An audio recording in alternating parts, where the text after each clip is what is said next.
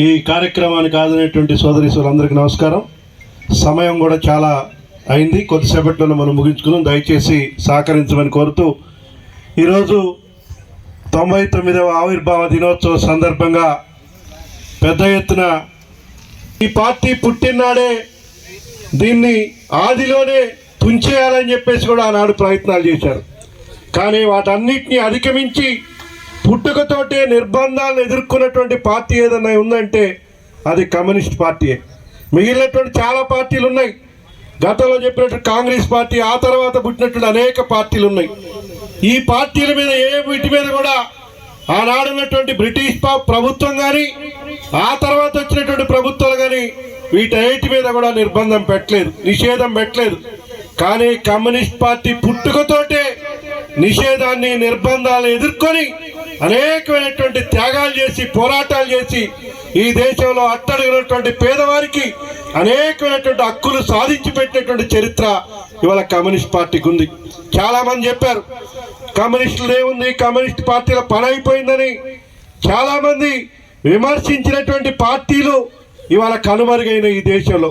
కానీ communist party 99 సంవత్సరాలు, రేపు రాబోయే రోజు వచ్చే సంవత్సరానికి 100 సంవత్సరాలు, 100 సంవత్సరాలు కాదు, ఇవాళ భూమి ఆకాశం ఉన్నంత కాలం ఈ కమ్యూనిస్ట్ పార్టీ సమాజంలో, ఈ ప్రపంచంలో ఉంటుందనేది ఇది చారిత్రకమైనటువంటి వాస్తవం. దీన్ని ఎవరు కూడా కాదనలేరు.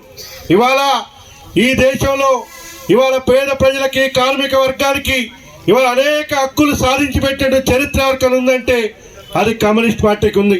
ఇందాక చెప్పారు చాలా విషయాలు, నేను వాటి జోలికి వెళ్ళను.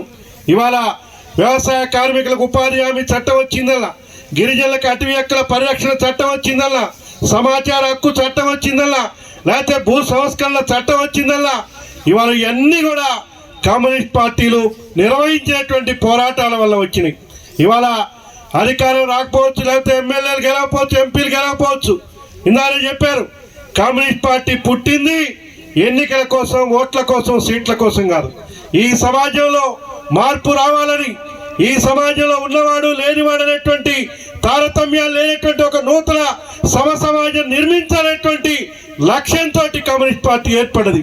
అది మార్క్సిజం, లెనినిజం అనేటువంటి ఒక మహత్తరమైనటువంటి సిద్ధాంతం ఆధారంగా కమ్యూనిస్ట్ పార్టీ ఏర్పాటైంది.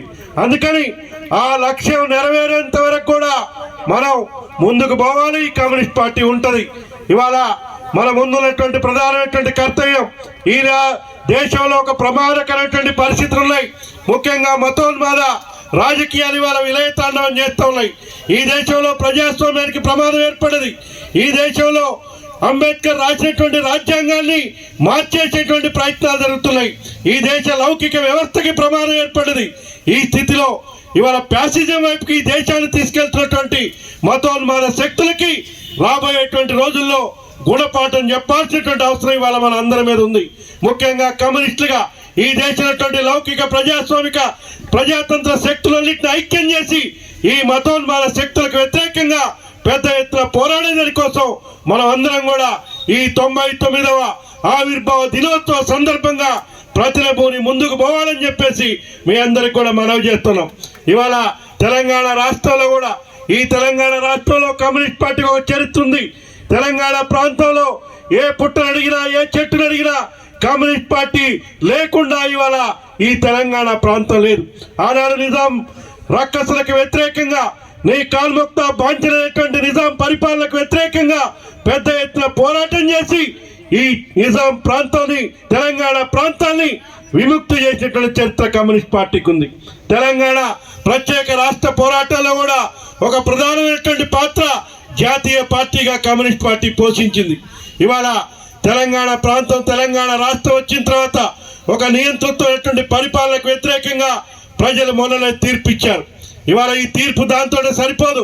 ఇవాళ ఎన్నుకున్నటువంటి కొత్తగా ఎన్నికైనటువంటి ప్రభుత్వం కూడా ప్రజలకు ఇచ్చినటువంటి హామీలు, లేకపోతే ఇవాళ ఈ తెలంగాణ ప్రాంతంలో జరుగుతున్నటువంటి అభివృద్ధిని మరింత ముందుకు తీసుకుపోయే దానికోసం ఇవాళ ఈ ప్రభుత్వం చిత్తశుద్ధితో పనిచేయాలి. పని చేయించే దానికోసం మనం ఇవాళ ఎన్నికల్లో పొత్తున్నాం. అటు శాసనసభలో మన పార్టీ శాసనసభ పక్ష నాయకులు సాంబశివరావు గారు పోరాడతారు. బయట కూడా మనం మనం ఏదో ఇప్పుడు ఎన్నిక కాగానే ఈ పార్టీని విమర్శించడం కాదు, కానీ ప్రజలకు ఇచ్చినటువంటి హామీల్ని అమలు చేయించే దానికోసం మనం భవిష్యత్తులో కూడా పనిచేసేదానికోసం, ప్రజల్ని సమీకరించి పోరాటాలు చేసేదానికోసం మనం సమాయత్తం కావాలని చెప్పేసి మీ అందరికీ మనవి చేస్తూ, ఈ 99 సంవత్సరాల ఈ ఉద్యమంలో అనేక మంది అసూలు బాసినటువంటి అమరవీరుల యొక్క స్ఫూర్తితోటి మనం మరింత ఈ పార్టీని ముందుకు తీసుకుపోయేదానికోసం, ముఖ్యంగా ఇవాళ ఒక 2 తరాలు అయిపోయినాయి, రాబోయేటువంటి తరాల్లో ముఖ్యంగా యువకుల్లో ఈ పార్టీకి ఉన్నటువంటి చరిత్రని తెలియజేసి యువకుల్ని ఎక్కువగా ఈ పార్టీలో ఆకర్షించేదానికోసం, మహిళల్ని, విద్యార్థుల్ని, అన్ని వర్గాల ప్రజల సమస్యల కోసం పోరాడేదానికోసం మన ప్రజా సంఘాలను కూడా నిర్మాణం చేసుకొని ముందుకు పోయేదానికోసం మనం అందరం కూడా అంకిత భావంతో, చిత్తశుద్ధితోటి మనం అందరం పనిచేసి ఈ పార్టీని, ఈ జెండాని మరింత సమున్నతంగా మన భావి తరాలకు అందించేదానికోసం మనం అందరం పనిచేయటమే మన అమరవీరులకు మనం అర్పించేటువంటి నిజమైనటువంటి నివాళులను తెలియజేస్తూ ఈ కార్యక్రమాన్ని జయప్రదం చేసినటువంటి మీ అందరికీ కూడా మరొకసారి ధన్యవాదాలు తెలియజేస్తూ సెలవు తీసుకుంటా ఉన్నాను.